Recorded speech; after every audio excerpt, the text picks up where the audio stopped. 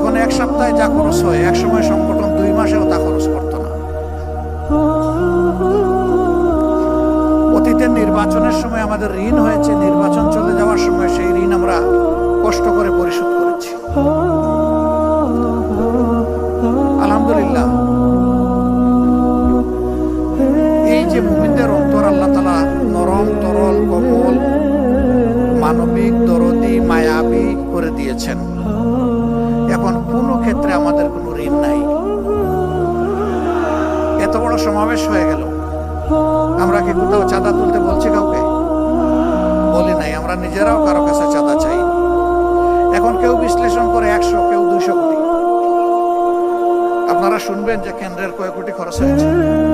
অবশ্যই এরকম হিসাবে আপনাদের শোনার অধিকার আছে।